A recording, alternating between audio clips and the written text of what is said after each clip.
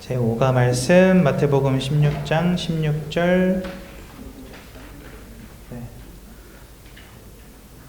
다 찾으신 것 같네요. 우리 한 목소리로 함께 봉독하도록 하겠습니다. 시작. 시몬 베드로가 대답하여 이르되 주는 그리스도시요 살아계신 하나님의 아들이시니이다. 아멘. 여러분들의 육신에 문제가 생긴다. 대부분의 문제들은요, 돈과 배경, 성공으로 해결할 수 있습니다. 그렇죠? 아프면 병원 가면 되고요. 부러지면 이어붙이면 되고, 찢어지면 꿰매면 되고, 그렇죠? 썩어 들어가면 잘라내면 됩니다. 그렇죠? 암세포가 있다, 뜯어내면 되고요. 그러니까 육신의 문제들은요, 사실은 해결할 방안들과 방법들이 굉장히 많이 있습니다. 그렇지 않습니까? 그런데 이게 정신의 부분으로 가면은요, 그때부터는 뭔가 좀 힘들어집니다. 집에 우울증 환자 한 명 있다. 어떨까요, 여러분들?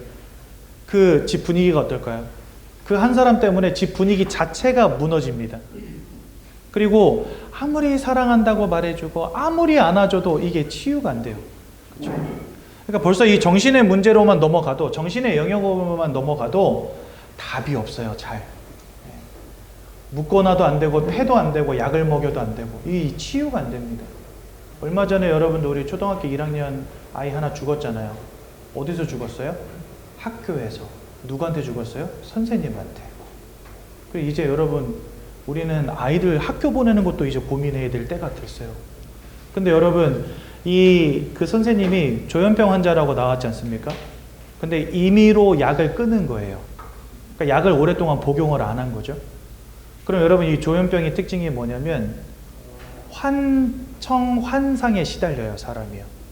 그러면 그 아이를 죽일 때 그 당시에는요, 이 선생님 눈에는 그 아이가 아이로 안 보였을 거예요. 저는 그렇게 생각해요. 뭔가 환상에 시달렸겠죠. 뭔가 환청에 시달렸겠죠. 이 사람이 그렇게 되는 겁니다. 그러니까 이 육신의 영역은 뭔가 방안도 많고, 뭔가 우리가 조금 주의를 기울이고 노력하면 해결할 수 있는 것들도 굉장히 많이 있어요. 하지만 정신의 영역으로 넘어오잖아요. 이건 진짜 답도 없어요. 뭐 심각한 정신 문제까지 가지 않더라도, 뭡니까? 조금만 생각이 비합리적인 사람 만났다 생각해 보세요. 여러분, 대화가 됩니까? 안 되잖아요. 그렇죠? 답답해 미칠 것 같잖아요. 그러니까 이 정신의 영역, 생각의 영역으로만 넘어가도요, 거기서 오는 스트레스가 어마어마합니다. 해결 못하는 부분도 굉장히 많고요. 여기에 더 나아가서 이 영적인 부분은 그럼 어떨까요, 여러분들? 사람들이 흔히 말하는 운명과 사주팔자, 이런 말들, 이거는요, 뭔가 우리가 눈으로 보고 손으로 만지고 생각으로 인지할 수 있는 범위를 넘어선 일들이거든요. 그렇지 않습니까? 우리나라에는 몸에다가 귀신을 받아들이고, 내림굿을 통해서 몸에다가 귀신을 받아들이고 무당으로 살아가는 사람이 등록된 사람만 40만 명이 넘어요. 그런데 등록되지 않고 신기를 가지고 꿈을 통해서 사람의 인생을 맞추고 생각을 통해서 사람의 인생을 맞추는 사람들, 무당이 아닌데도 굉장히 많아요. 제가 지난주에 굿당 사장님 만나가지고 복음 전했다 그랬잖아요. 군자봉 밑에 있는 굿당 사장님. 근데 이 굿당 사장님이 저한테 되게 중요한 말 해줬어요. 무슨 말 해줬냐면, 저한테 물어보는 거예요. 목사님, 사람이 내림굿을 하면 다 무당이 되는 거 아닌 거 아세요? 몰라요? 이렇게 물어보시는 거예요. 저는 내림굿 하면 무조건 무당 되는 줄 알았거든요. 그게 아니래요. 내림굿을 해서 다른 사람의 미래를 맞출 수 있는 무당이 되는 사람이 있는가 하는 반면, 내림굿 이후에 그 정도까지 어떤 다른 사람이 미래를 볼 정도까지 신기가 강하지 않아서 그냥 내림굿만 하고 대부분은 어디로 진출하냐? 연예계로 진출한대요. 그래서 자기 굿당에 와가지고 내림굿 받고 연예인 하는 사람들 많대요. 누구 있어요? 물어보니까 그거는 프라이버시라 말해줄 수가 없대요. 네. 그러니까 내림굿을 받는다고 해서 다 무당이 되는 건 아니라는 거죠. 근데 문제는 뭐냐? 등록된 무당이 30만 명, 40만 명 정도인데 그 이외에 내림굿을 받고 그냥 몸에다가 신을 모시고 살아가는 사람들은 더 많다는 거예요. 무슨 말인지 이해가 되시죠? 우리는 그저 뭐만 보냐? 그냥 공부 열심히 해서 돈 많이 벌고 성공해서 내가 건강하게 오래 잘 먹고 잘 살면 되는 거, 여기에만 집중하지 않습니까? 내 눈에 보이고 손으로 만져지고 내 머리로 이해할 수 있는 부분까지만 우리가 인지하며 살아가잖아요. 근데 내가 볼 수 없고 인지할 수 없는 곳에서 이뤄지고 있는 일들이 있다는 겁니다. 그게 바로 뭐냐? 영적인 영역인 거예요. 근데 성경은 단순히 운명과 사주팔자만 말씀하시는 게 아니라 하나님을 대적하고 인생을 사로잡은 영적 존재 사단이 있다라고 가르치신다는 겁니다.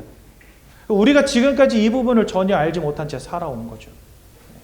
근데 여러분, 항상 말씀드리지만 사람이 마음이 무너지면 그 육신이 영향을 받습니다. 그렇죠?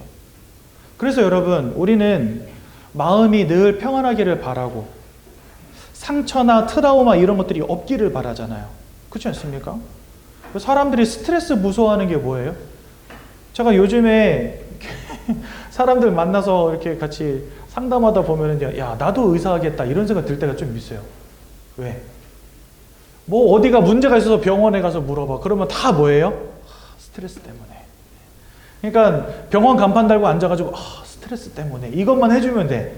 요즘에는 만병의 근원이 스트레스니까. 저도 의사 할 것 같아요. 네. 스트레스 때문에. 약 좀 줘드리겠습니다. 스트레스 때문에. 그만큼 사람들이요, 이 스트레스 때문에, 이 마음의 병 때문에 그게 육신으로도 나타나는 거예요. 그렇지 않습니까? 사람이란 존재가 그렇습니다. 그래서 마음이 무너지면요, 육신도 무너져 버려요. 그렇죠? 하나님을 잃어버린 이 영적인 실패, 사단에게 매어버린 이 영적인 실패가 여러분들의 마음과 여러분들의 육신을 병들게 합니다. 그래서 이 시대는요, 분명히 발전하고 좋은 시대가 맞는데 너무 많은 사람들이 마음이 무너진 시대가 돼버렸어요. 특히나 여러분, 이 마음이라고 하는 부분을 오늘 좀 다루고자 하는데요. 이 마음이라고 하는 것이요, 상처 때문에 무너지고, 그렇죠? 트라우마 때문에 무너지고, 그렇죠? 여러 가지 정신 문제로 무너지고, 그러다 보니까 그 마음속에 분노, 근심, 그리고 여러분 이 속에서부터 인간관계가 무너질 수밖에 없고요. 여러분 이 시대가 지금 개인주의 시대가 됐잖아요. 옆집에 누구 사는지도 모르는 시대가 됐잖아요. 왜 그렇게 됐을까요? 그만큼 마음이 여유가 없는 거예요. 각박한 시대가 된 거예요. 옛날에는 여러분들 이사 가면 시루떡 같은 거 해가지고 막 집집마다 돌리고 저희 이사 왔어요 하면서 이렇게 했었잖아요. 불과 한 10년 전까지만 해도 제가 시루떡 받아본 적이 있어요. 예. 저쪽 보노 아파트 앞쪽에 있는 빌라에 살았었거든요. 근데 그때는 진짜 저희 같은 빌라에 이사 들어오셨는데 시루떡을 갖다 주시더라고. 그래서 내가 충격받았잖아요. 아직도 이런 사람이 있나. 그게 벌써 10년 전이에요. 요즘에는요, 그런 일이 아예 없다고 보셔도 무방해요. 마음에 여유가 없어요. 여유가 없는데 다른 사람을 배려해 줄 수 있겠습니까? 배려할 수 없어요. 그러니까 나 개인주의, 이기주의 될 수밖에 없는 거예요. 내가 너를 신경 써줄 여유가 없어. 나밖에 모르는 시대가 되는 거예요, 여러분들. 이렇게 여러분 마음이 완고해지고 완악해지고 그러다 보니까 어떻게 됩니까? 네. 부모를 거역하고 형제가 반목하고 이래 되는 거 아닙니까, 여러분들? 사람들은요, 뭐라고 말하냐? 긍정적인 마인드면 된대요. 아자아자 나는 할 수 있다. 이러면서요. 괜찮아, 나는 할 수 있어. 그렇죠. 그거 나쁜 거 아닙니다. 굉장히 좋은 것입니다. 그런데 아까도 분명히 말씀드렸지만 이 영적인 한계 속에 있다는 사실. 여러분들의 마음으로부터 평안을 빼앗고 여러분들의 인생으로부터 행복을 빼앗고 그 대신에 분노와 근심과 걱정과 불안을 심는 영적 존재가 있다면 어떻게 하시겠습니까? 내가 아무리 덜어내려고 해도 덜어내지지 않는 영적인 짐이 있다면 여러분 어떻게 하시겠습니까? 그렇죠? 털어내고 싶지만 털어내지지 않는 영적인 문제가 있다면 어떻게 하시겠습니까? 이 시대가 점점 좋아지고 사람들이 살아가는 환경은 점점 좋아지는데 마음의 무너짐을 막을 수 없는 이유가 무엇이겠습니까? 사람이 육신을 가지고 마음을 가지고 영혼을 가진 영적 존재라는 거 여러분들 이해하지 못하면 답을 찾을 수가 없는 겁니다. 그래서 여러분 여러분들은 영적인 지식을 갖춘 사람들이 되어야 됩니다. 이와 같은 마음의 문제는요, 내가 긍정적인 마인드를 갖는다고 해결되는 게 절대 아니에요. 여러분, 우울증 겪는 분 혹시 계십니까? 우울증 겪는 분들의 특징이 있어요. 어떻게든 우울증을 극복해 보기 위해서 자기 마음을 다잡으려고 늘 노력해요. 나를 사랑해주는 부모님을 생각하고, 그렇죠? 나를 사랑해주는 연인을 생각하고, 과거에 좋았던 기억들을 떠올리고, 약도 복용해 가면서 노력합니다. 뭐 다 손 놓고 있는 게 아니에요, 여러분들. 근데 이게 벗어나지지가 않는 거예요. 왜요? 여러분들의 상처를 통해, 트라우마를 통해, 이런 정신 문제들을 통해서 계속해서 여러분들을 영적으로 흔드는 존재가 있다니까요. 이거 아셔야 됩니다. 사람들이 이거 모르니까 어떻게든 돈 벌어서 열심히 건강하게 오래오래 성공해서 잘 사는 거, 이거에만 집중하면서 살아가요. 사람은 진짜 영적인 부분을 고민해야 되는데 이 부분은 아예 관심도 없고, 이 정신적인 부분도요 굉장히 무시하며 살아갑니다. 아, 바쁜데 그런 거 내가 그거까지 신경 써줘야 돼, 이렇게 하면서요 굉장히 깡그리 무시합니다. 이 부분도요. 그러면서 뭐만 신경 써요? 아침에 일찍 일어나며 저녁에 늦게 누우며 수고의 떡을 먹을지라도 그 모든 것이 다 허사로다. 시편 127편. 그러면서 시편 117편. 그러면서 뭐라 말씀하시는지 아십니까? 여호와께서 집을 세우지 아니하시면 세우는 자의 수고가 헛되고, 여호와께서 지키지 아니하시면 파수꾼의 경성함이 허사로다. 너희가 아침에 일찍 일어나며 저녁에 늦게 눕고 수고의 떡을 먹을지라도 그 모든 것들이 아무 의미가 없다, 이렇게 말씀하세요. 언제요? 하나님이 우리와 함께 해주시는 이 축복을 놓쳐버렸다면 그 모든 것들 다 의미가 없다는 겁니다. 근데 세상 사람들 그거 모르죠? 왜요? 이 영적인 부분 전혀 관심 없으니까. 그러니까 오로지 뭐만 합니까? 아침에 일찍 일어나고 저녁에 늦게 누우며 공부로 막 코피를 막 쏟아가며 공부하고 막 요즘 뭐 3포, 5포, 7포 시대 됐잖아요. 그쵸? 친구랑 뭡니까? 노는 것도 안 해. 밥도 집에서 혼자 먹어. 연애도 안 해. 왜요? 오로지 공부해가지고 내가 좋은 대학 나와서 좋은 대기업 들어가가지고 연봉 좋은 데 들어가서 잘 먹고 잘 살려고. 모든 거 다 포기하고 뭐만 합니까? 그저 육신의 것. 그러다가 어느 날 마음이 펑 무너지면 답도 없어요. 여러분, 밖에 비가 들이치고 하면은요, 창문 걸어 잠그면 돼요. 그렇죠? 한겨울에도 우리가 잘 살 수 있는 이유 뭡니까? 찬바람을 막아주고 뜨뜻한 방바닥이 있으니까 우리가 살 수 있는 거 아닙니까? 그렇죠? 육신의 많은 문제들은요, 좋은 보금자리 마련하고 통장에 돈 좀 넣고 하면은요, 어느 정도 해결이 돼요. 그런데 이 마음의 문제, 생각의 문제는요, 문 걸어 잠근다고 창문 열심히 닫는다고 나에게 안 오는 게 아닙니다. 어느 날 나에게 갑자기 우울증의 문제, 어느 날 나에게 갑자기 뭔가 상처 속에서 오는 트라우마, 어느 날 갑자기 나에게 뭔가 근심과 걱정이 몰려오는데 이거 해결이 안 돼요. 더 중요한 거, 이 사단과 귀신의 역사, 우리의 힘으로 절대로 막을 수가 없습니다. 어떻게 막겠습니까? 그러니 이 마음의 문제, 우리 육신의 인생의 모든 문제는 긍정적인 마인드로 뛰어넘을 수 있는 게 절대 아닙니다. 그러면 언제 우리가 이 마음의 문제로부터 해방받을 수 있을까요? 빌립보서 4장 6절에서 7절에 이런 말씀이 있습니다. 너희의 모든 근심 걱정을 다 주께 내어 맡기라. 그리하면 모든 지각이 뛰어난 하나님의 평강이 너의 마음과 생각을 지키시리라. 여러분, 지키신다는 말은 뭘까요? 제가 필리핀에 5년 반을 살았거든요. 필리핀은요, 웬만한 건물에 다 가드들이 있어요. 실탄을 장전한 총을 가진 가드들. 도둑놈이 하도 많으니까, 강도가 하도 많으니까. 이 가드들이 필요한 이유는 도둑놈이 많으니까. 하나님이 우리 마음을 지키셔야 되는 이유는 뭘까요? 여러분의 마음을 도둑하는 존재가 있으니까. 도둑질하는 존재가 있으니까. 요한복음 16장 24절에서 26절에 보니까 내가 너희에게 세상이 줄 수 없는 평안함을 주겠다, 이렇게 약속하십니다. 이 평안함은 내가 너에게 평안함을 주노니 이 평안함은 세상에 줄 수 없는 평안함이다 말씀하십니다. 하나님은 우리에게 평안함을 주시겠대요. 지금 이 시대는 마음이 무너진 시대입니다. 생각이 무너진 시대입니다. 그리고 거기에는 분명히 이 사단과 귀신과 같은 이 영적인 영향력이 굉장히 많이 끼쳐지고 있다는 사실. 그렇기 때문에 여러분들의 마음을 지키시고 여러분들의 마음에 평안함을 주실 수 있는 그리스도 예수 안으로 들어가는 것 외에는 우리의 마음을 지킬 방법이 없어요.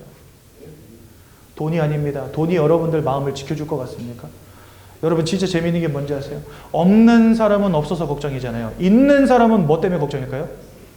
잃어버릴까 봐 걱정하고 살아요. 진짜 피곤한 인생 아닙니까 여러분들? 제가 코인 하는 분들 봤어요. 핸드폰을 손에서 안 놔. 그리고 막 이래요. 시간마다 들어가가지고 조금 올라가면 우 하다가 조금 내려가면 우 하다가 인생이 진짜 바람잘 날이 없어. 평안할 날이 없어요. 그죠? 돈 때문에 부모도 죽이고 돈 때문에 형제도 죽이고.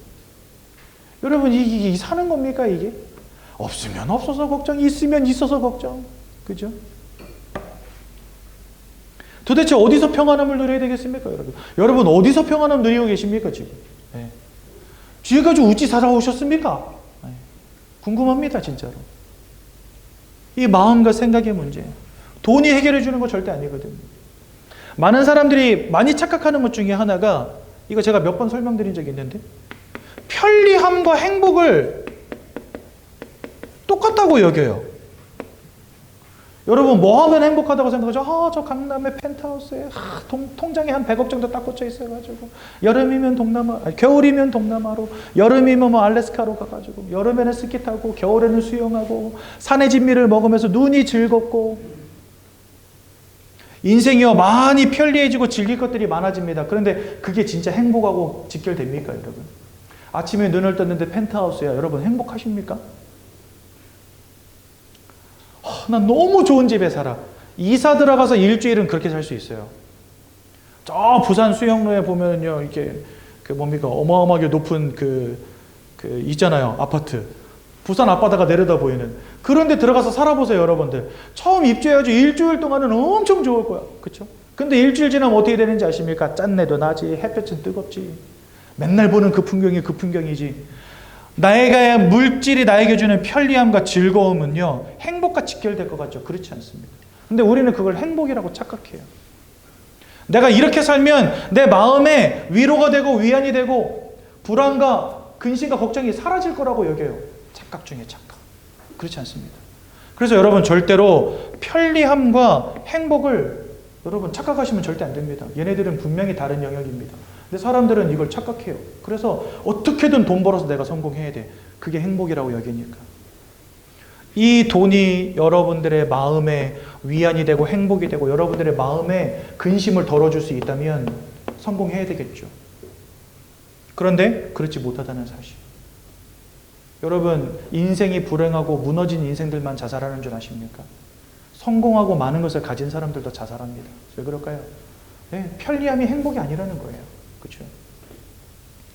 더더군다나 사람은 영적 존재입니다. 그러므로 여러분들의 영혼을 치유하고 여러분들의 마음에 평안함을 주시고 여러분들의 마음을 지키실 수 있는 하나님께로 돌아가는 것보다 중요한 건 없다는 겁니다.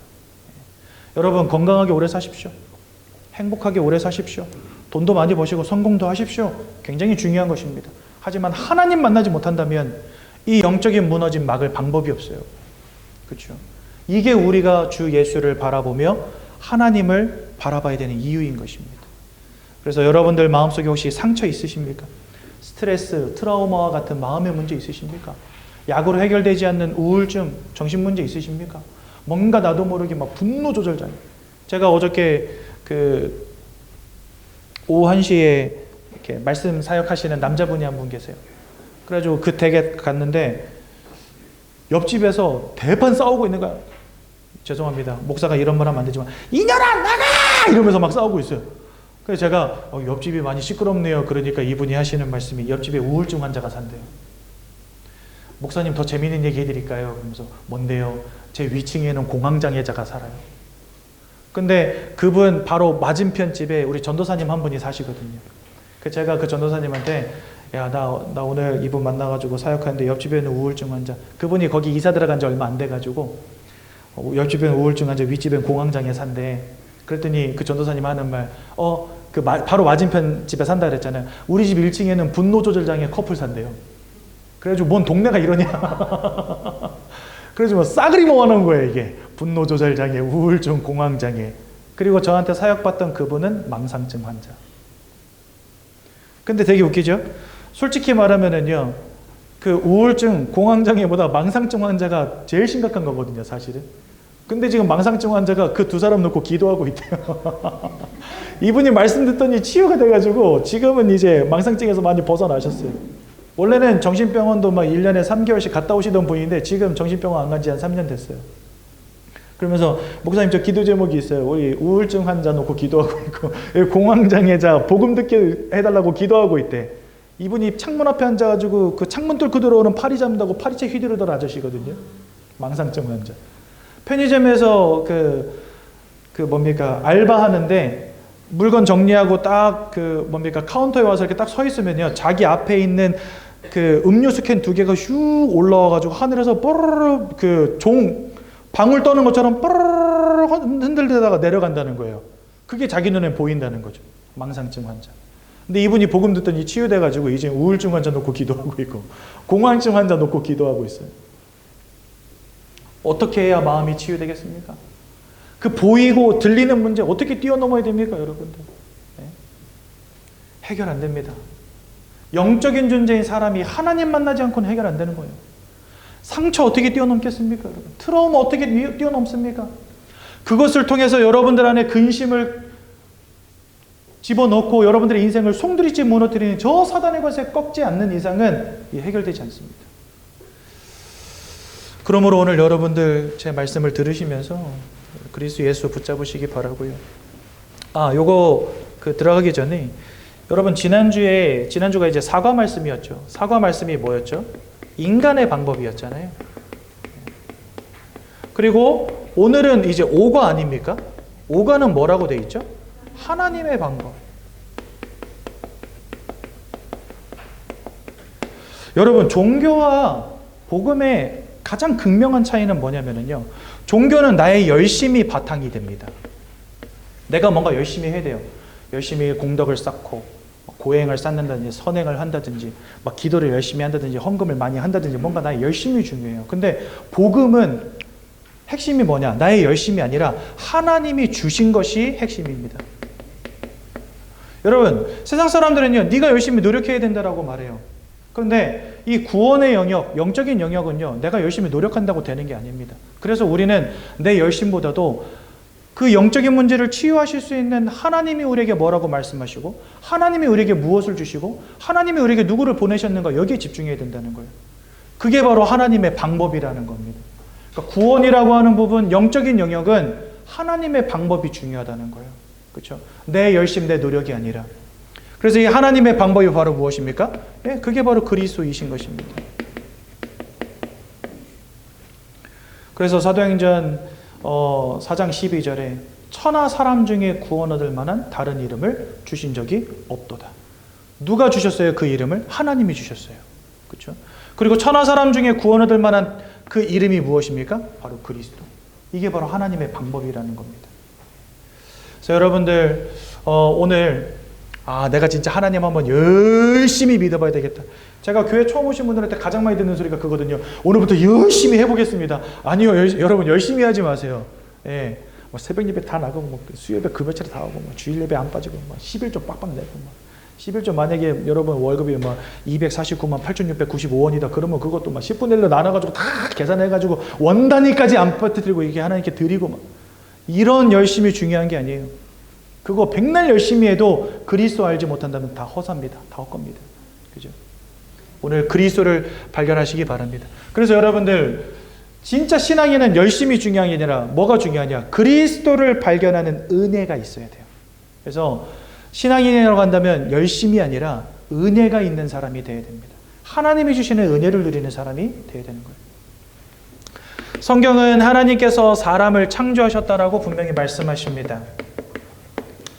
창세기 1장 27절에 사람을 하나님의 형상을 따라, 그러니까 하나님을 닮은 꼴로 만드셨다는 거예요. 하나님을 닮은 꼴이기 때문에 영이신 하나님을 닮아서 사람은 영적 존재입니다. 그래서 사람은요, 다른 피조물과 다르게 영적인 행위를 합니다. 예배도 드리고 기도도 하고 찬양도 하고 뭐 돌탑도 쌓고 그렇죠? 집에다가 막 달마도 같은 거 붙여놓고 빌기도 하고 신주단지 모셔놓고 막 아침마다 촛불 켜놓고 빌기도 하고 무당을 불러다가 푸닥거리도 하고 쫓아가서 점도 치고 그렇죠? 부적도 갖다 붙이고 여러분 얼마 전에 입춘 지났잖아요, 그죠? 그러니까 요즘에 길거리 다니다 보면은요 상점에 입춘 대길 요거 써붙인 상점들이 엄청 많더라고요. 예. 축복받고 싶으니까 사람은 다 그렇습니다. 근데 뭐 입춘 됐다고 여러분 뭐 동물들이 무슨 뭐 입춘 대길 갖다 걸고 이런 거 보신 적 있으세요? 없어요. 동물들은 그러지 않습니다. 왜냐? 사람은 동물들과 다르게 지어졌기 때문에 하나님의 형상을 따라 영이신 하나님을 닮은 영적 존재로. 그래서 여러분들은 영적 행위를 하는 유일한 존재들입니다. 그렇죠? 하나님이 이렇게 여러분들을 영적 행위를 하는 영적 존재를 지으신 이유가 뭐냐? 하나님이 영이시고 그 하나님을 알고 하나님과 함께하고 하나님께 예배하고 찬양하는 즉 영적인 참된 행복을 누리라고 하나님은 여러분들을 영적 존재로 지으신 겁니다. 그래서 하나님이 주시는 영적인 축복과 영적인 충만함 속에서 우리의 마음이 평안함을 누리고 육신이 강건케 되어지는 응답을 누리라고 하나님이 여러분들을 영적 존재로 지으신 거예요. 하나님은 생명의 근원이 되시고 축복의 근원이 되십니다. 그 하나님을 알고 그 하나님과 교제할 수 있는 축복을 여러분들에게만 주신 거예요. 그렇죠?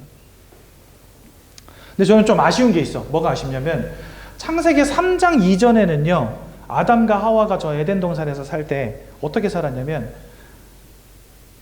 동산을 거니시는 하나님의 소리를 들었다 이렇게 돼 있어요. 여러분 하나님이 이 자리에 지금 와 계십니다. 둘셋이 내 이름으로 모인 자리에 내가 함께하겠다 약속하셨기 때문에 지금 예배하는 이 자리에 하나님 와 계세요. 여러분들 그 하나님이 느껴지십니까? 우리 장로님은 느껴지시는군요. 예. 저는 목사지만 잘 안 느껴집니다. 예. 왜? 눈으로 보는 존재 아니고 내가 듣는 분이 아니고 손으로 만질 수 있는 분이 아니잖아요. 근데 창세기에는 분명히 하나님의 동산을 거니시는 소리를 들었다 이렇게 돼 있어요. 그리고 아담과 하와를 나무 뒤에 숨어있는 아담과 하와에게 나오라 하는 음성을 들었다 이렇게 돼 있어요. 그리고 아담과 하와가 나무 뒤로 숨을 때 여호와의 얼굴을 피해서 숨었다 이렇게 돼 있어요. 그럼 여러분 이건 뭘 의미하죠? 얼굴을 피해서 숨었다는 것은 여호와 하나님을 봤다는 거예요. 동산을 거니시는 소리를 들었다는 것은 하나님이 동산을 거니시는 소리가 들렸었다는 거예요. 그리고 아담과 하와를 부르는 소리를 들었다는 것은 하나님의 음성을 들을 수 있었다는 거예요. 그러니까 여러분 원래 인간이란 존재는 영이신 하나님을 보고 들을 수 있는 존재였어요. 그런데 창세기 3장 그래서 여러분 하나님과 함께하는 축복을 누리는 그런 존재였다는 겁니다. 근데 왜 우리는 지금 이 모든 축복들을 다 잃어버렸을까요? 예, 인생에 근본적 문제가 벌어졌기 때문에 그렇습니다. 어떤 근본적 문제입니까? 아까 영적인 부분을 틀어지고 있는 존재가 있다 말씀드렸죠. 그게 바로 사단이다. 이 사단이 하나님이 지으신 첫사람 아담과 하와를 유혹한 겁니다. 어떻게 유혹했냐? 하나님이 따먹지 말라는 선악과를 따먹으면 너희가 하나님처럼 된다 이렇게 유혹한 거예요. 그래서 아담과 하와가 많이 고민했겠죠. 하나님 말씀이 맞냐? 사단이 하는 말이 맞냐? 고민하다가 결국은 사단의 말을 따라간 겁니다. 그것을 우리는 뭐라고 하냐? 원죄라고 합니다. 그러니까 하나님의 말씀을 불신앙하고 사단의 말을 따라가 버린 거예요. 그 결과로 모든 사람들이 하나님과 단절되는 문제 가운데 빠진 겁니다. 즉 여러분들의 영안이 닫혀져서 하나님을 볼 수 없게 되고 여러분들의 영적인 귀가 닫혀져서 하나님의 음성을 들을 수 없게 돼버린 거예요.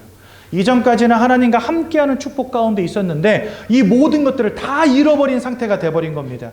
그래서 여러분 고린도후서 4장 4절에 보면 이런 말씀이 있어요. 이 세상의 신이 믿지 아니하는 자들의 마음을 혼미하게 하여 하나님의 형상이신 예수 그리스도의 영광의 광채를 보지 못하게 만들었다. 그러니까 영적인 것을 보지 못하는 상태가 돼버린 겁니다. 영적인 것을 이해하고 분별할 수 있는 능력을 상실해버린 거예요. 그래서 우리 이거 뭐라고 하냐? 영적 문제라고 하는 겁니다. 사람이 몸이 아프면 질병이라고 하고 마음이 아프면 정신 문제라고 하잖아요. 우리의 영혼이 무너진 것을 영적 문제라고 합니다. 그런데 로마서 5장 12절에 보니까 한 사람 이 아담의 범죄로 말미암아 모든 사람이 죄 가운데 빠지고 모든 사람이 사망에 이르렀느니라. 로마서 3장 10절에 보니까 의인은 없나니 하나도 없다. 다 죄인 되었다고 말씀하시고 23절에 보니까 모든 사람이 하나님의 영광으로부터 멀어졌다 이렇게 돼 있어요. 계속해서 반복되는 단어가 뭐죠? 모든 사람. 그러니까 이 영적인 근본적 문제는 아담과 하와에게만 임한 게 아니었던 거예요. 그 아담과 하와 때문에 이 땅을 살아가는 모든 사람들에게 동일하게 임한 문제라는 것입니다. 그러니까 저와 여러분들이 지금 하나님을 잃어버린 채 영적인 눈이 닫혀지고 영적인 귀가 닫혀져서 영적인 것은 까마득히 모른 채 그저 육신의 것, 마음의 것만 신경 쓰면서 살아갈 수밖에 없는 존재가 되는 이 영적 문제에 걸려 있었다는 겁니다. 그래서 저와 여러분들이 지금까지 이 영적 사실을 아예 몰랐던 거예요. 영적 존재임에도 불구하고 몰랐던 거예요. 하나님을 잃어버린 순간부터 요한복음 8장 44절에 보니까 모든 사람이 너희는 너희 아비 마귀에게서 났다 이렇게 말씀하십니다. 너희 아비 마귀에게서 났다 이렇게 돼 있어서 어떤 사람은 그럼 우리 아버지가 마귀란 소리입니까? 이런 분이 계시더라고요. 그게 아니고 여러분들의 영적인 신분이 하나님과 함께하는 존재에서 이제는 마귀에게 사로잡힌 존재가 되었다는 거 말씀드리는 겁니다. 요한일서 3장 8절은 마귀에게 속한 자가 되었다 이렇게 말씀하십니다. 우리의 소속 자체가 하나님께 소속된 인생이 아니라 이제는 마귀에게 소속된 인생이 됐다는 거예요. 그러니까 여러분들은요, 지금까지 영적인 사실을 알지 못하고 공부 열심히 하고 돈 열심히 벌고 성공하려고 최선을 다해서 막 살아왔는데 여러분들의 영적인 부분은 사단 마귀에게 소속돼 있었다는 거예요. 그런데 이 사단 마귀를 성경은 뭐라고 표현하시냐? 거짓말장이요 살인마라고 말씀하시고 요한복음 10장 10절에는 이 사단을 두고 도적이라고 표현해 놓으시고 계시록 12장 9절에는 천하를 속이는 자라고 되어 있습니다. 천하를 꿰는 자라고 되어 있고요. 고린도서 11장 14절에는 광명의 천사처럼 가장하는 자다 이렇게 되어 있습니다.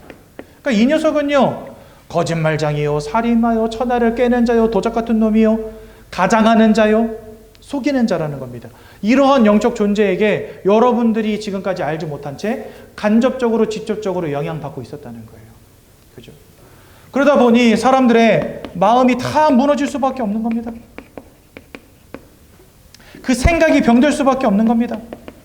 우울증으로, 조울증으로, 근심으로, 걱정으로, 악몽으로, 한청으로, 불면증으로 시달리고 고통당할 수밖에 없는 인생 돼버렸어요. 약을 먹지 않으면 안 되는 인생 된 겁니다.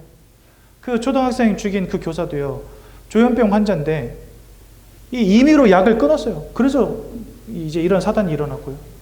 예전에 한번 그 고속도로에서 역주행 사고가 나가지고 그 트럭 운전사랑 그 옆에 있는 5살 배기 아이 그리고 마주 오던 승용차에 타고 있던 20대 젊은 아가씨 이렇게 3명이 죽었거든요. 근데 이 트럭 운전사가 조현병 환자인데 약을 끊었어요. 그래가지고 고속도로에서 역주행을 한 겁니다. 근데 그 맞은편에서 오다가 죽은 그 아가씨는요, 원래 자기가 살던 곳이 아닌 곳에서 오다가 죽었거든요. 결혼을 준비하고 신혼집을 마련했는데 이제 조만간 결혼해서 들어갈 건데, 그래서 신혼집 들어가가지고 이것저것 치장하고 혼수용품 막 드리고 한다고 자기 집이 아닌 다른 곳에서 가서 자고 그 다음날 아침에 출근하다가 죽어버린 거예요. 역주행하는 차랑 부딪혀서. 마음과 생각이 무너지는데 답이 없습니다. 약을 먹지 않으면 안 되는 인생 돼버리고요. 술을 마시지 않으면 안 되는 인생 돼버리고요. 뭔가에 중독되고 뭔가에 집착하고, 그렇죠? 그래서 여러분 요즘에 사실은 의처증, 의부증 이거 굉장히 심각하잖아요. 네. 사람을 막 피를 말리잖아요. 그죠? 너무나 많은 사람들이 마음과 생각이 무너지고 해결이 안 되는 이런 마음의 문제, 생각의 문제 속에. 그러니 여러분 그 삶은 어떻겠습니까? 마음이 무너진 자의 삶은요, 돌아보나 마나 너무나 힘들죠. 예. 어떻게든 버티고 있는데 위태위태하죠. 그리고 많은 우울증 환자, 조현병 환자들이 자살하는 시대가 됐고요. 우리나라 OECD 국가 중에 자살률 1위 국가입니다. 그렇게 잘 사는 나라인데 삶이 무너지고 육신이 병들어 버리는 것입니다. 가정이 깨지고 인생이 무너지고 인간관계가 무너지고 육신이 질병에 또 원치 않는 불행과 실패와 사건, 사고에 휘말리게 되는 것입니다. 사람들은 이런 것들을 보면서 다 뭐라 그래요? 아이고 그냥 팔자 사납다 이렇게 말하죠. 근데 그 운명과 사주팔자라는 것으로 여러분들의 인생을 사로잡은 이 사단의 권세 아래 우리가 지금 놓여 있다는 것입니다. 여러분들이 영적 존재라는 것을 이해하는 게 중요합니다. 그러므로 우리는 마음을 가졌기 때문에 여러분 이 마음이 외부의 영향을 받잖아요. 누가 여러분들을 보고 아이고 오늘 너무 이쁘시다. 옷도 너무 이쁘고 화장도 잘 받으셨네. 5년은 젊어 보이시네. 머리 새롭게 했는데 그거 알아봐주고 막 아이고 머리 진짜 잘 됐네요. 어디서 하셨어? 나도 그 미용실 가고 싶어. 그럼 여자분들 기분 좋아 안 좋아? 좋죠. 근데 머리도 했는데 남편이 그것도 안 알아주고 나 뭐 바뀐 거 없어 그랬는데 뭐 옷 바꿨어? 이러면 화딱지 나잖아요. 그죠? 그러니까 뭔가 사람이 주변에서 나에게 뭐라고 말해주냐에 따라서 마음이 영향받을 수 있잖아요. 또 육신도 마찬가지입니다. 제가 이렇게 몸매가 아름다워진 이유가 뭐겠습니까? 제가 결혼 전에 70kg 정도 됐거든요. 근데 결혼하고 나서 34kg가 쪘어요. 100kg를 훌쩍 넘었다가 지금 다시 90kg대로 내려왔는데 밥마다 열심히 먹었습니다. 막 야식 시켜 먹고 밥을 많이 먹으면 살이 쪄요. 밥도 굶으면서 열심히 운동하잖아요. 살이 빠져요. 사람의 육신도 그렇게 영향을 받습니다. 몸에 좋은 거 먹잖아요. 몸이 건강해집니다. 몸에 나쁜 거 막 인스턴트 막 계속 집어넣잖아요. 그러면요 이제 쓰리고가 옵니다. 그렇죠? 고혈압, 고지혈 막 이런 거 옵니다. 그러니까 우리 육신도 뭔가 외부의 영향을 받아요. 그처럼 여러분들의 영혼도 영향받는다는 사실. 하나님이 여러분들의 영적 배경 속에 함께 하시는 것과 저 거짓말쟁이 도둑놈 살인자 저 도적 같은 놈이 우리의 영적 배경 속에 있는 것은요 천지 차이가 난다는 것입니다. 그러니 하나님이 함께 해주시는 것을 왜 우리가 행복과 축복이라고 말하는지 여러분들 이해하셔야 되는 겁니다. 그런데 이 축복을 잃어버린 것입니다. 영적 존재인 우리가 하나님을 잃어버리고 이 근본적 영적 문제 가운데 빠지면서 누구에게 속한 자가 되었냐? 마귀에게 속한 자가 되어버린 겁니다. 거기서부터 여러분들의 마음과 생각, 삶과 육신이 지금 거덜나고 있는 거예요. 그러니까 사람들 뭐 하죠? 이거 하면 삽니다. 우상숭배. 마음이 울적하니까 인생이 안 되니까 뭔가 원치 않는 실패와 문제가 지속되어지니까 사람들은요 깎아놓고 빌고 찾아가서 빌고 데려다가 빌고 할 수밖에 없는 거예요. 그런데 문제는 고린도전서 10장 20절 대저 이방인이 하는 제사는 귀신과 교제하는 것이니라. 아까 제가 말씀드린 것처럼 둘셋이 나의 이름으로 모인 이 자리에 나도 너희와 함께하느니라. 하나님 이렇게 말씀하셨어요. 우리가 예배할 때 그곳에 하나님이 임재하십니다. 그것처럼 우상숭배하는 곳에 귀신과 사단이 역사합니다. 그래서 우리는요 우상숭배하지 말라 가르칩니다. 사단이 도둑놈이라고 가르쳤죠. 거짓말장이와 살인마라고 했잖아요. 우리가 우상숭배할 때마다 저런 녀석들이 임하는 겁니다. 문제가 해결되는 게 아니라 저 녀석들이 한 번 더 여러분들의 인생에 역사하는 겁니다. 우리가 우상숭배하면 할수록 그때마다 도적 같은 놈들이 들락날락하는 겁니다. 여러분들의 인생에, 여러분들의 가정, 여러분들의 가문, 여러분들의 후대, 여러분들의 산업에 들락날락하는 거예요. 근데 뭣도 모르고 사람들은요 돼지머리 삶아다 놓고 절합니다. 회사 오픈하면서 잘 되게 해달라고 돼지머리 삶아다 놓고 절해요. 차 새로 사면요 옛날에는요 북어대가리에다 명주실 둘둘둘 감아가지고 차 구석에다 꽂아놓고 다녔어요. 근데 그게 사실은 도둑놈의 새끼를 차로 불러오는 방법이었다는 거예요. 그게 사실은 저 도둑놈을 회사로 불러들이는 방법이었다는 거예요. 근데 이거 알지 못하니까 사람들은 막 열심히 합니다. 우상숭배. 이렇게 살아가다가 히브리서 9장 27절 사람 한 번 죽는다 말씀하십니다. 그 이후에는 심판이 있다라고 말씀하세요. 분명히 성경은 천국과 지옥이 있음을 말씀하십니다. 천국은 착한 사람 가고 지옥은 나쁜 사람 간다. 그럼 여러분 얼마나 착해야 천국 가고 얼마나 못돼야 지옥 갑니까? 기준이 있나요? 없죠. 천국과 지옥을 하나님이 만드신 이유가 뭘까? 이거를 생각하셔야 됩니다. 마태복음 25장 41절에 보니까 이렇게 말씀하세요. 마귀와 그의 사자들을 위해서 예비된 지옥이라고 말씀하십니다. 그러니까 이 지옥은 누구를 위해서 예비됐냐? 하나님을 대적하여서 타락하고 이 땅에 있는 수많은 사람들을 속여서 죄 가운데 빠지게 만든 이 마귀, 귀신, 이 존재들을 가두기 위해서 만드신 곳이 지옥이라는 거예요. 그래서 여러분들 누가복음 8장 31절에 보면 저 거라사 지역에 귀신 들린 한 광인이 예수님한테 이렇게 부탁하는 장면이 나옵니다. 저를 무저갱에 들어가라 하지 마옵소서. 이렇게 부탁해요. 무저갱이 뭐냐? 지옥입니다. 그러니까 이 사단도 귀신도 알아요. 주님이 이 땅에 재림하셔서 우리 모두를 심판하시는 그때에 자기네들은 지옥에 던져질 걸 아는 겁니다. 그러니까 지옥은 누구를 위해서 만들어진 곳이냐? 사단과 귀신을 가두기 위해서 만드신 곳인데 문제는 사단과 마귀에게 속해 있는 모든 것들이 같이 들어가는 거예요. 근데 우리가 죄 때문에 누구에게 속한 자가 됐다고요? 마귀에게 속한 자. 내가 아무리 착하게 살아도 사단에게 소속된 그 소속의 문제가 해결되지 않으면 여러분들 인생의 끝은 지옥으로 연결된다는 것입니다. 이것을 성경은 통틀어서 뭐라고 말씀하시냐? 로마서 8장 2절에 죄와 사망의 법이라고 말하는 것입니다. 여러분, 북한에서는 한국 드라마를요 공공연하게 보면 안 된다네요. 그래서 이불 뒤집어 쓰고 불 다 끄고 커튼 다 치고, 그리고 소리는 최대한 줄이든지 아니면 이어폰을 끼든지, 그래서 거기서 몰래 이렇게 숨어가지고 이렇게 본다네요. 그거 걸리면 어떻게 됩니까? 정치범 수용소로 끌려가는 거예요. 그게 북한의 법이에요. 그것처럼 이 죄와 사망의 법은 뭘 의미하냐? 사단에게 속한 자, 죄 가운데 빠진 자, 사망에 사로잡힌 자, 하나님 아버지 앞에 심판받고 지옥으로 갈 수밖에 없는 겁니다. 기준은 딱 하나예요. 사단에게 속한 자. 그죠? 그럼 천국은 누가 갈까요? 사단에게 속한 인생의 영적 문제에서부터 해방되어진 자들이 천국 가는 겁니다. 그래서 여러분, 골로새서 1장 13절에 이런 말씀이 있어요. 그가 우리를 흑암의 권세에서 건져내어. 저와 여러분들이 다 흑암의 권세에 사로잡혀 있었어요. 근데 거기에서부터 우리를 건져내어 사랑하는 아들의 나라로 옮기셨느니라, 이렇게 되어 있어요.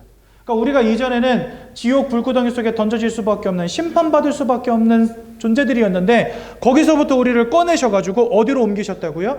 천국으로 옮기셨느니라, 이렇게 되어 있습니다. 그러니까 천국은 내가 착하게 살아서 들어가는 곳이 아니라 하나님이 여러분들을 구원해 내셔가지고 옮겨주시는 곳이라는 거예요. 무슨 말인지 이해가 되시죠? 그래서 아까 말씀드렸죠? 신앙생활은 열심히 중요한 게 아니라 뭐가 중요하다고요? 은혜가 중요하다.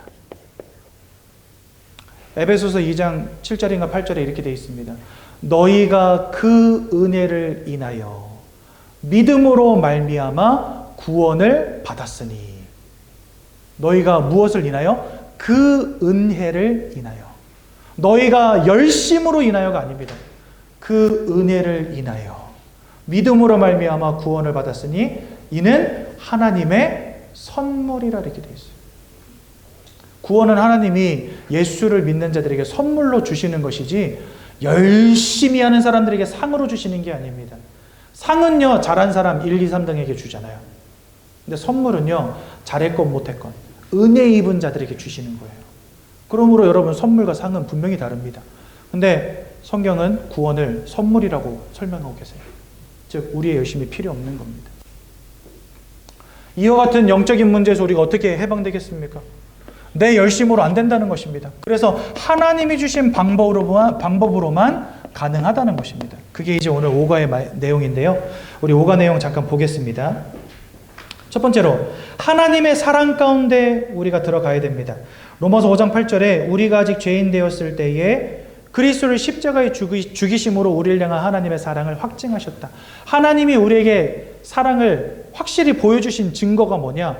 자기 아들 예수를 십자가에 죽이신 거라는 거예요. 그렇죠? 요한복음 3장 16절에 하나님이 세상을 이처럼 사랑하사 독생자를 주셨으니, 즉 예수를 이 땅에 보내주셨으니 이는 저를 믿는 자마다 멸망치 않고 영생을 얻게 하려 하심이니라 말씀하십니다. 또한 예수님의 은혜 가운데 우리가 있습니다.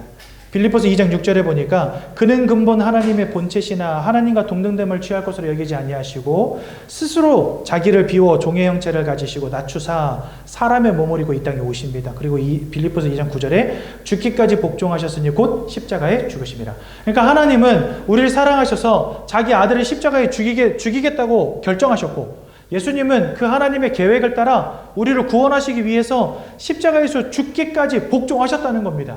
그러니까 우리를 사랑하신 하나님의 사랑과 죽기까지 복종하신 예수의 은혜가 합하여져서 저와 여러분들을 위한 구원이 완성된 것입니다.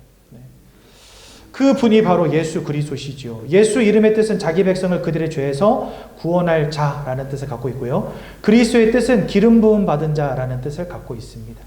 예수는 그리스도의 이름이고 그리스도는 예수가 하신 일입니다. 예를 들자면 지금 우리나라 대통령이 윤석열 씨잖아요. 그래서 우리 윤석열 씨를 부를 때 윤석열 대통령이라고 부르죠. 윤석열은 대통령의 이름이고 대통령은 윤석열 씨가 하시는 일입니다. 저는 홍감사 목사잖아요. 홍감사는 목사의 이름이고 목사는 홍감사가 하는 일입니다. 그렇죠? 그것처럼 예수 그리스도 할 때 예수는 그리스도의 이름이고 그리스도는 예수님이 하신 일입니다.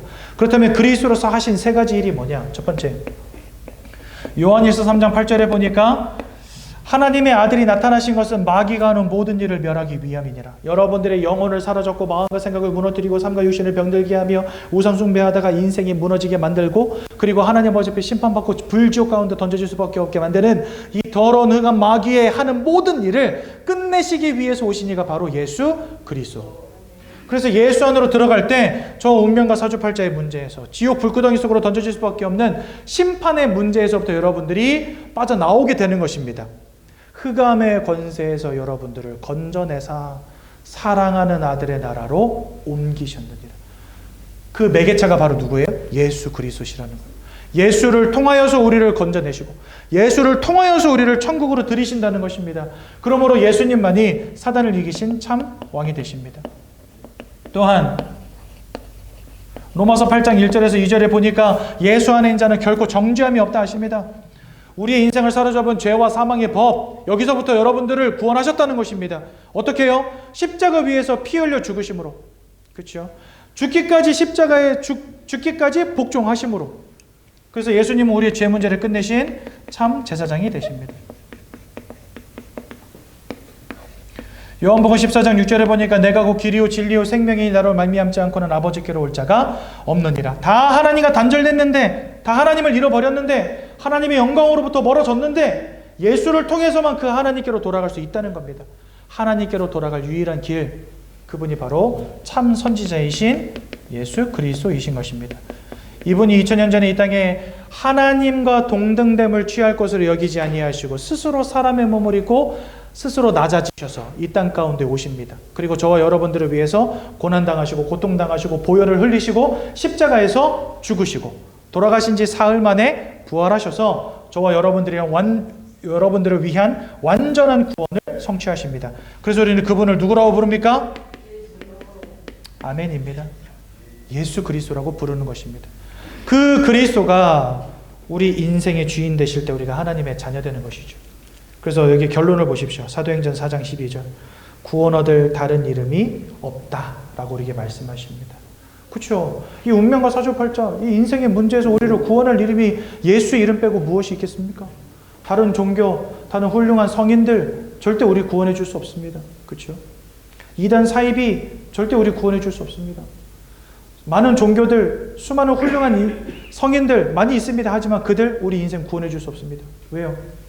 이 영적인 한계를 뛰어넘을 수 없어요. 그들도 뛰어넘을 수 없어요. 그러므로 우리에게 예수만이 길이 되심을 확신하시고 오늘 그 예수를 마음에 영접하여 하나님의 자녀되는 놀라운 축복 누리시기를 바랍니다. 여기 그 교재 15페이지에 보시면 영접 기도문이 잘 나와 있습니다. 제가 이번 주 수요일 날 70 다 된 아저씨 한 분을 만나서 복음을 전하고 그분이 예수님을 영접하셨는데요. 이분이 예수님 영접하자마자 저한테 이런 질문 하시더라고요. 저 그럼 하나님의 자녀 된 거예요? 이렇게 물어보시더라고요.